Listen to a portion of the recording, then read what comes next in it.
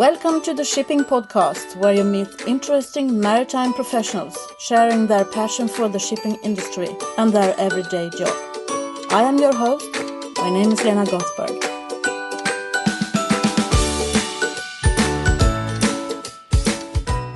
Thank you for tuning in again. This is the first episode after the launch of the Shipping Podcast, and I have to say I'm overwhelmed. I had no idea what I started when I released the show. I have been showered with greetings, people cheering for me, strangers writing to me, thanking for the initiative of a shipping podcast. Thank you very much. This idea of a shipping podcast has been in my head for a while, and of course in the ears of my closest friends. But I didn't really know if anyone would share my interest in listening to people who works within the maritime industry. You have shown me that there are people out there who think this is a great idea. So, from the bottom of my heart, thank you. Thank you for all the support that I have received. It gives me courage to continue to develop the concept and to make a really interesting podcast to listen to. Now over to the 5th episode of the Shipping Podcast, where you meet another master mariner, Captain Jörgen Lorén, senior master on board the Stena DANICA, and a really busy man. Jörgen is the chairman of the Swedish Ship Officers Association and represents the union on several boards within the Swedish shipping community. I met with Jörgen on May the 21st at the office of the Swedish Ship Officers Association here in Gothenburg. As you will hear, Jörgen Lorén is a man with very strong opinions about life-saving equipment, LSA. He's an authority when it comes to sea rescue and a pillar to lean on when it comes to research and testing new equipment. Jörgen Lorén is a role model to many young mariners and also to the research community. When Jörgen talks about IMO, International Maritime Organization, that is the United Nations specialized agency with responsibility for the safety and security of shipping and the prevention of marine pollution by ships. You can have a look on their website, that is www.imo.org. He also mentions the first rescue organization. I think you should have a look in there, because you can see a lot of pictures from when they are testing different new equipment, life-saving equipment. You find them on www.first-rescue.org. Last but not least, Jörgen has a Twitter handle, which is at Jörgen Lorén, JORGENLOREN. I think you should follow him and see his pictures from the bridge of the Stena DANICA.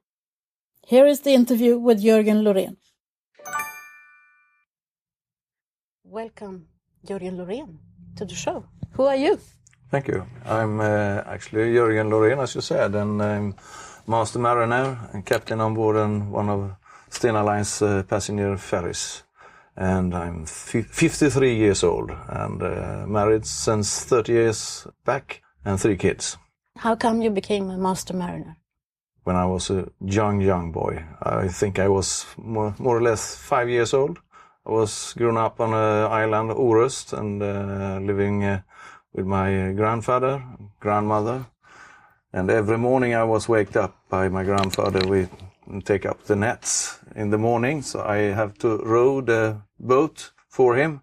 And it's begun like that, because everything which is floating, I really love that. Okay, how interesting. So have you always been with Stena, or have you been working for others? No. I've been working for different kind of companies and different kind of ships also. I've been on bulk carriers and for Allmark Lines, for instance, and Lorén company, reefer ships. And then I've been on Lorén company also with super tankers, just once. But then I've been on chemical tankers as well for Lorén company. Line was another company I've been working for. It was Roro ships. So that is some of them. But the one when I start, actually, then I started as a trainee and sailing and float and on sailing ships. So I've been on the Swedish Navy's training ships, and I've also been on the Norwegian training ships. but my favorite is Swedish Cruising Association. It's actually 3 small sailing ships, the 3 blues we call them. And they are named? Gratitude and Atlantica and Grazia. Yeah, you see them in the archipelago in summer. Yeah. I spend more than 2 years on board that kind of ships. Oh, I see. Yeah. I see. Now you're on the Stena Jutlantica? No, I'm on Stena DANICA. I was changed from Jutlantica last year to the Stena DANICA as a senior. So I'm a senior master on Stena DANICA at the moment. And I know you also from social media. You're posting your photos and we can follow you. You have an Instagram or is it a Twitter account? Twitter and on Facebook. And I have an Instagram, but I don't use that so much. But I have Instagram as well. So what is your Twitter handle? How can people find you? They can find me on Jörgen Lorén. Okay, it's Jorlen. Jorlen. And Lorén. Okay. Mm-hmm. I'll put that up for them so they can follow if they want to. Because I love your pictures. You get another perspective of shipping when you see from the bridge, actually. Yeah, that's correct. And that's the idea also. That's just things that happen just in the second. That's so easy to take a snapshot and make a comment. Yeah, I agree. More people at sea should do that. So, Stena DANICA, how big is that ship for people who doesn't know? How many passengers? About 2,273 actually. But normally it's peak season during summer period and bigger weekends, Easter for example, then we have about 2,000 passengers on board. But night times, then you mostly have drivers and lorries on board. So it's about 200 night times and day times up to 2,000. So it's the 24 hours, when we're running in 24 hours, it's big difference because we have mixed crew also. So when we have less crew on board, it's night time, then we might be down to 57 in the crews. When we have 2,000, then we are 100 instead. I see. Mm-hmm. And you trade from Gothenburg to Fredrikshavn? Yes. Have long does that take? 3.5 hours nowadays, but we can make it shorter or longer. Okay. But we have an optimized voyage at the moment just for less bunkers consumption. Mm-hmm. So how many times do you do that down? Two round trips, normally 2 round trips, 24 hours, but on peak season we do 3 round trips. So, and how long are you on board? And I'm on board 1 week and home 1 week. And that goes for everyone in the crew, or is it? Yes, more or less. And we have all-inclusive in our system. We have the holiday included and working time, everything is. We have one wage, and then we have an option for... during the year, we have to work several days, and then we are free. So half year we are free, and half year we're working. But that is probably different depending on which kind of ship you're on. Yeah. I mean, being 1 week on board and 1 week at home sounds a little bit that you're less from your family than if you're trading on one of the other ships. Yes, exactly. Then when you're on board. When I was on merchant ships trading worldwide, then of course we was on board 6 months and home for 4 months. So your children got used to that?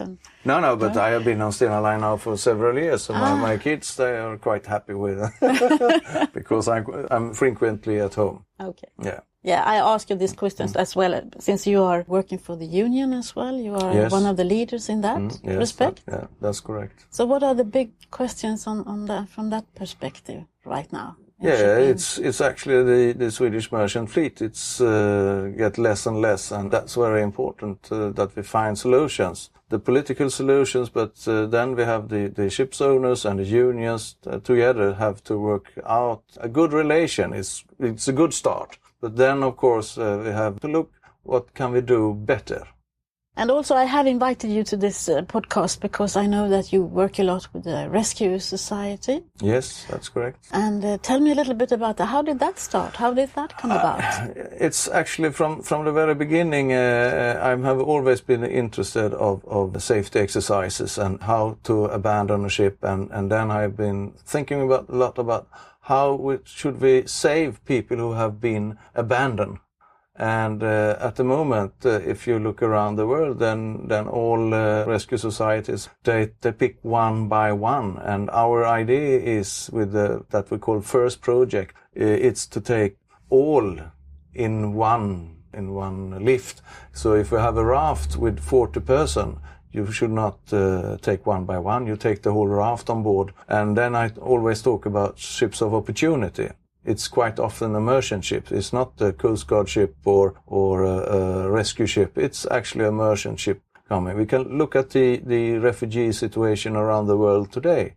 It's quite often it's merchant ship coming, and they have very poor ability but good skill to pick up people. But the LSA, the life-saving appliances, it's more or less like Titanic. Oh unfortunately. My God. Yes, when you're talking about lifeboats and you have these fast rescue boats, and you said to me before that you have been interviewed the captain on Maersk line, the big Maersk ships. The fast rescue boat I have, the rescue boat, it's 37 meters up in the air. The naval architects don't think in the first about how should we use these small boats or lifeboats. They just follow the requirements, but they don't listen on the sailors who have to use them. And that's one of our ideas. We should do everything simpler and easier for the sailors. No hooks, for example. Why do we need hooks? Because we have the same system for 200 years now or something like that. It's better to do it simpler, and then we have to think about that. So we use a cradle today instead, a drive-through cradle. It's very simple, and when I talk with the operators on the small rescue crafts who use this cradle, they is very, very happy, because I don't need to use my thoughts more than to maneuver the small boat, and I'm not need to be afraid for slippery for the painter line to release the hooks or things like that. But then we have IMO. We have IMO. There is a lot of old sailors and lawyers in IMO. And actually, if they think about the object instead of everything is static in IMO, you have rules. If you think about how should we operate things instead, could we operate? If we have a new idea, could we operate? That is our goal. How to find out a new equipment which is cheaper and it's simpler. You don't need, for example, this equipment we do have today on board Stena DANICA that we're testing in this first project. And we don't have pneumatic, we don't have electronic, we have some mechanic. Because when you put on board things today that engineers have made, then you have all these. And it's a harsh environment. Very harsh environment, and you have salt water, you have the sun, you have wind, temperature from minus 10 degrees, 20 degrees up to 20 degrees above zero, and everything is affected, the gear you have on board. So that's a big challenge, and that's the reason why I work with the Swedish Rescue Society, because they have a goal to improve the ability to rescue people. So they're quite happy to. I've heard about I don't know if I dare to say this, but someone told me that there is a Lorén turn.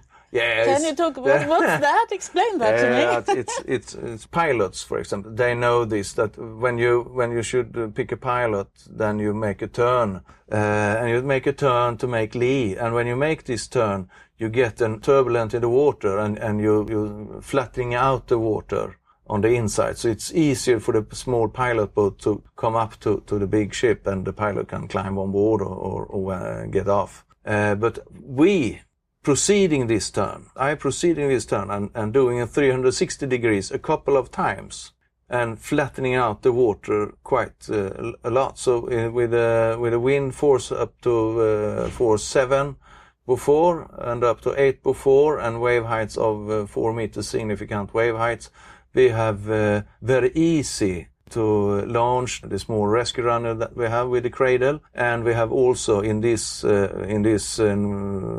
wind situation and wave situation, we have also lift up a raft just to show that it's feasible. It's actually feasible to do this. And because a lot of people say it's not possible. But we have shown them that it's possible. Yeah. So I had to know that. Yeah. So what about, I know that you do emergency test runs. How long does it take to empty a passenger ship of 2,000 people? In the best situation, of course, when we have done it's 30 minutes. When we have new marine arcs on Stena DANICA, we have not the hoistable raft, the small crane rafts anymore. So we have these marine arcs.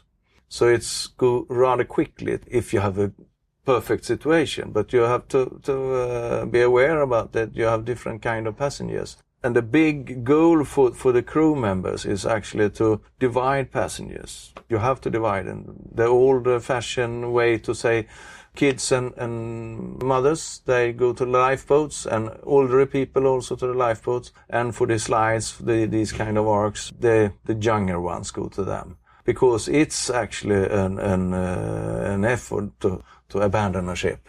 And today I think that the crowd management theme is one of the most important. And it's the same with the lifeboats, but because it's never mind what kind of equipment you have if you don't train and practice. That's the most important thing. Train and practice. When I start as a young fellow, then when I come on immersion ships, the lifeboat drill was that we were standing up on the lifeboat deck and on the boat deck and check if we could take on a life jacket. And when we have done that, the lifeboat drill was ready. But today we do the whole thing. We go from evacuate the ship to the assembly stations, and then from the assembly station to the lifeboats. And then we don't have any crew members or passengers and lowering the lifeboat, because that's unfortunate. I said that the LSA equipment is not so very good actually, because it's happened accidents with these. So that is also one of the ideas why we try to develop the LSA equipment.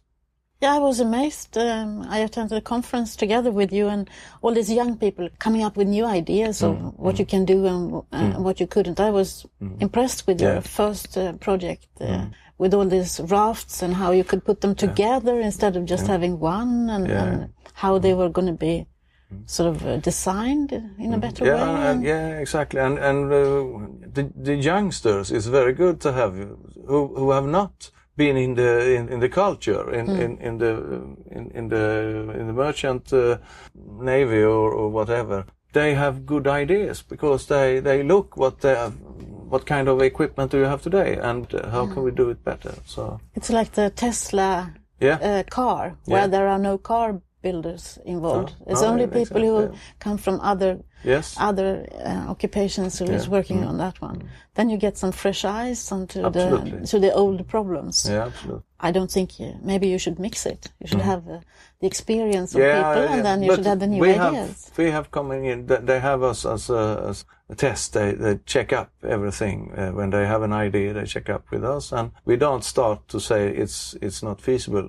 We start to say, okay, we can test this, and we can go further more if we can find. So we have now 3 solutions of new rafts, and of course what is the most expensive and cheapest, and are they reliable, and so on, and hopefully we will get a fully equipped ship in the future with this system, so we can really show it also. So who is financing all this research? Stena Line is actually, they have a ship. And they have a captain. And they have a captain, we can borrow. And the Swedish Rescue Society, they get foundations from different kind of, there is a lot of money around, actually. But of course, we have done a lot of the equipment we have done it as the cheapest way we could do. And I have no wages in this project. I'm voluntary. Yeah, I know that. So that is why I wanted you to say that. Okay, so how do you see shipping in the future? I mean, I'm thinking about the next generation coming into shipping and so on. Today you can read in papers and the ships without sailors on board, more or less. You have as with the small helicopters that you use today. And I think it's far away before we are in that situation. So next generation of ships, I think they are more environmental friendly. The designs are more friendly, actually. And of course, the payload is important. But I really hope the naval architects in the future and the ship's owner think about how we can improve the LSA equipment, actually, and arrange the system on board in a better way, because today is not good at all. There is some example that is good, but we have a lot to do. Yes, definitely. And on that topic, how do we get the shipping industry more visible as a whole? I think we are still the invisible industry. Yeah. What are your ideas on that? I think we are an invisible industry in Sweden. But if you go to in Denmark, in Copenhagen today, they have a political system in Denmark because the politicians, they actually talk about shipping. In Sweden, we don't have politicians talking about shipping. And what about the public? I mean, the public... The public, actually, in Sweden, I think it's a culture thing, actually. It's a culture thing from 100 years ago that we are not interested in about shipping. It's some sort of, when you're talking about the public, it's some sort of things it's around, but I don't have an answer actually. But I think we in the cluster have to come together and try to improve ourselves, and how do we make an opinion among the public. I agree, because I was amazed. Maybe you don't want to talk about the Maersk ship, but the first time she called here, the big, the Triple E vessel, there was a queue of people queuing, and there were so many small boats going out to meet her and greet her and whatever, and I was amazed, and I thought, well, the public is interested when we show them something worth. When we explain that this is really something you should have a look at, or maybe it's just because we are in Gothenburg. I don't know. Could be. I remember that Concordia Maritime had a vessel in Stockholm. Yeah, christening on Stena Primorsk. Yeah, medium with range tanker. With the Swedish Queen and that also was a lot of people there. Yeah, I was there, and I was going with my wife from the airport to downtown, and the taxi driver, he had no idea about this event. So still, I think, okay, we can do big events, of course, in different kind, but I think if we have the newspapers, we have politicians talking more about shipping industry, then we will have it up on another level. Okay, so who do you think I should meet the next time in my podcast? Have you got any ideas of who would you be curious to listen to? I think the history about the Swedish Rescue Society would be very interesting with Mr. Rolf Westerström, because he is a very interesting person, and he have a good history as well in his family, and what he have done with the Swedish Rescue Society, that we have a voluntary rescue station around Sweden, and we are the most crowded rescue area in the world, I think, and it's voluntary. It's amazing. I agree. Okay, so it's up to me to try and get a meeting with Mr. Westerström then. Thank you very much for taking the time. Okay, thank you. Thank you. Okay, that was Jörgen Lorén for you. A very nice man who can be summed up in one word: engaged. I hope you enjoyed the chat we had. If you have any questions or comments, send me a tweet and include Jörgen, and then we will have a conversation going. Now I would like to explain to you why I'm nagging on you to head over to iTunes and subscribe to the show. It's a matter of getting more people to listen to the shipping podcast, especially non-mariners who randomly are looking for an interesting podcast to listen to. It should just be there at the top 10. As you have understood by now, I'm trying to build a fan base, and I would appreciate your support. If you like the shipping podcast, tell your friends, show them how to download, and get the word out there that the shipping industry is now available in cyberspace. For those of you who are interested in advertising on the new www.shippingpodcast.com and build your brand in the ears of people, please get back to me, enabling me a new podcast to be released each week. Until then, you have to wait for 2 weeks until the next exciting person gives a voice to a name. Thank you for listening.